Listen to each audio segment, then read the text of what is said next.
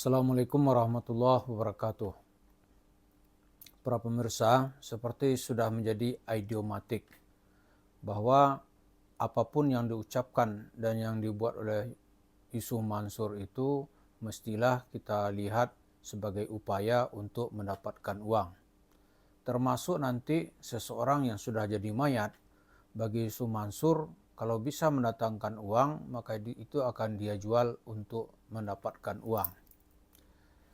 Baru-baru ini di channel Yusuf Mansur dia mengucapkan kalimat takziah terhadap katanya gurunda, guru kita gitu ya, yang meninggal yaitu seorang profesor.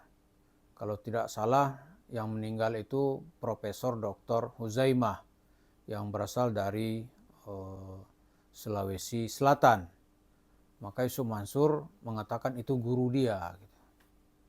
Bagi kita tentu saja tidak ada masalah seseorang menganggap guru itu tidak ada urusan. Tapi benar nggak Yusuf Mansur itu murid dari seorang Profesor Huzaimah? Karena begini, kita mendefinisikan guru, ya kan? Kalau orang Jawa tuh guru itu adalah yang digugu dan ditiru. Jadi kalau gurunya orang-orang saleh, ya murid itu berhak mengklaim seorang itu kalau gurunya kalau dia juga saleh. Tapi kalau jalannya bersimpang, berpisah gitu, dia nggak boleh mengklaim dia tuh murid seorang guru yang soleh. Misalnya Yusuf Mansur gitu, ngaku murid dari Profesor Huzaimah. Itu kan orang ketawa gitu. Huzaimah tuh orang yang sangat wara, tawadu, tidak ada kasus-kasus hukum. Tidak ada kasus tipu-tipu. Tidak ada kasus garong-menggarong gitu. Kalau ini lain gitu. Tapi kalau Wirda Mansur mengaku bahwa Yusuf Mansur itu gurunya, itu sudah pas. Karena DNA-nya cocok, kemudian kelakuannya juga cocok. Pengajaran gurunya dia terima dengan sempurna. Tapi kembali ya, kalau kita definisikan guru, kalau orang barat mendefinisikan guru itu kan ada beberapa tingkatan. Gitu. Kalau untuk anak taman kanak-kanak, dia menyebut free school teacher. Kalau tingkat SD sampai SMA itu disebut sebagai seorang teacher, ya kan? Teacher itu disebut who can inspire you, gitu. Yang bisa menginspirasi kamu, gitu. Ya kan? Maka dia disebut dengan guru. Maka di perguruan tinggi tidak lagi disebut teacher, tapi lecturer, gitu kan? You are my lecturer. I get lecture, kan kira-kira gitulah ya. Jadi saya pernah mendapat kuliah dari siapa gitu. Itu disebut. Karena itu ketika tidak ada kesersambungan emosional, maka orang nggak boleh lagi menyebut dia murid atau seseorang menjadi gurunya. Ketika tingkat ilmunya sudah hampir sama, apalagi saling kritik gitu, maka tidak ada lagi yang berhak disebut guru atau murid karena kedua-duanya sudah menjadi tokoh. Kembali kepada cerita Yusuf Mansur. Yusuf Mansur itu ya siapa aja orang yang bisa mengangkat namanya, dia akan mendekat kepada sosok tersebut. Kalau dalam bahasa kasarnya dia akan jilat siapa aja yang bisa dia jilat. Contoh, dulu ingat nggak ketika Raffi Ahmad mendapat gelar doktor, Yusuf Mansur dia satu bunyi dia pujilah bagaimana hebatnya Raffi Ahmad.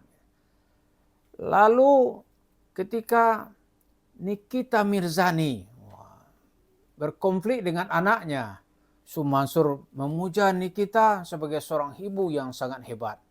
Tapi kemudian sekarang nih Nikitanya kena kasus tersangka, kasus apa ini? Yusuf Mansur bela nggak? Nggak ada suaranya. Dia pikir bodoh amat kan gitu kan.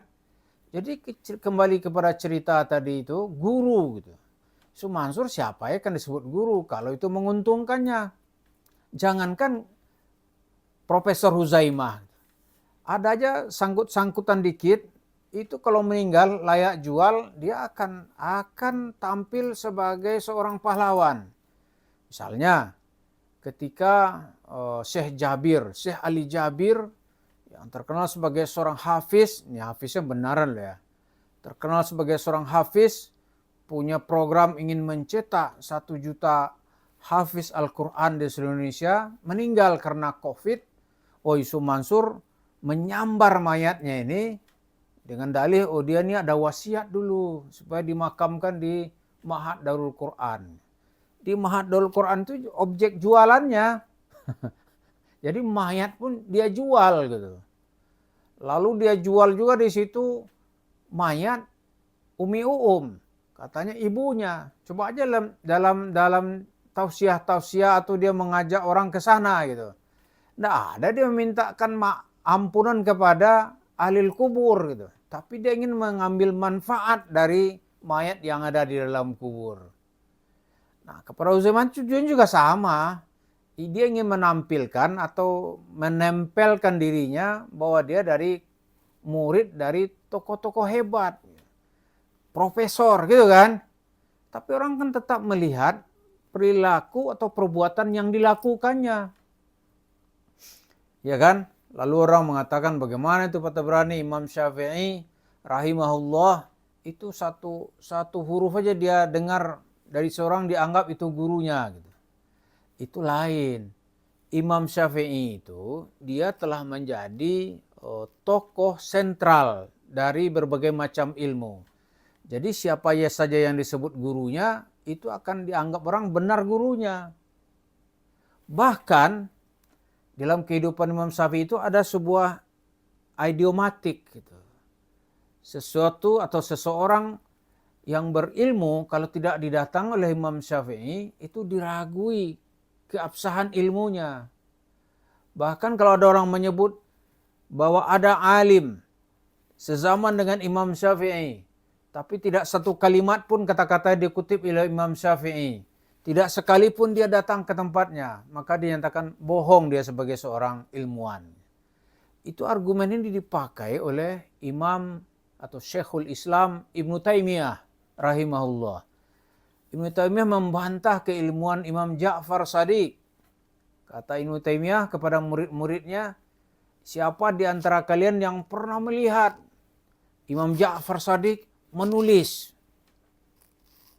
prinsip-prinsip ilmunya, atau siapa yang pernah salat dengan Imam Ja'far As-Shadiq yang katanya bisa salat sunat 1000 rakaat setiap malam, atau katanya dia akan sezaman dengan Imam Syafi'i, tidak pernah sadiat satu kalimat pun dikutip oleh Imam Syafi'i yang diambil dari Imam Ja'far. Malah Imam Syafi'i tidak pernah mau salat di belakang Imam Ja'far gitu. Jadi keimamannya kata Ibnu Taimiyah, keilmuannya keilmuannya itu diragukan gitu. Keabsahannya itu ditolak. Kenapa? Karena ditolak oleh Imam Syafi'i.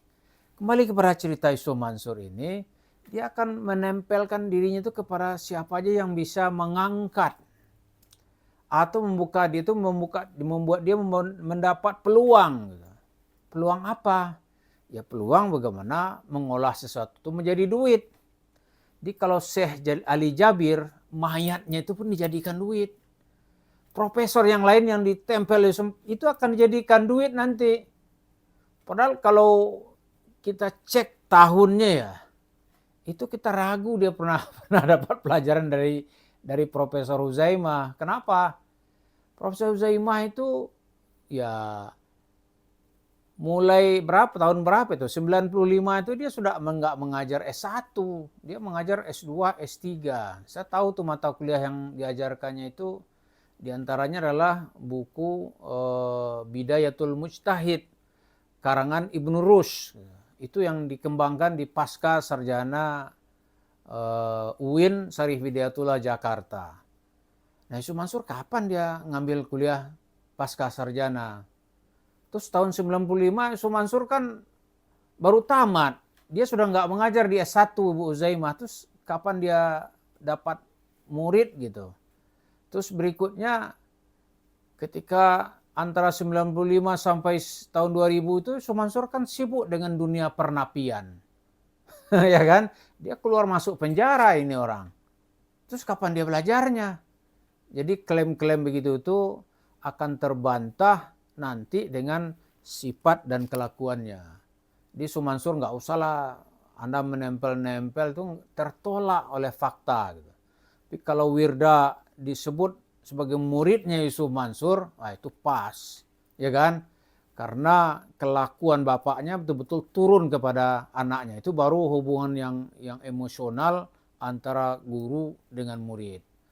Jadi apapun yang diucapkan oleh Yusuf Mansur ini, Prof. Mirsa, kita layak untuk mencurigainya. Karena di balik cerita Yusuf Mansur itu pasti mengandung cerita duit. Nah, cerita duit ini nanti karena sekarang ini dia ingin menambah investasinya di warung Steak and Shake, tetapi kalau tidak ada duit segar dari masyarakat, dia akan mengalami kendala. Karena bisnis to bisnis tidak gampang dia untuk menambah warung Steak and Shake-nya. Itulah yang perlu kita lihat. Mudah-mudahan kita makin arif dalam menyikapi orang-orang yang cuma mencoba menjual agama untuk kepentingan duniawi. Terima kasih. Assalamualaikum warahmatullahi wabarakatuh.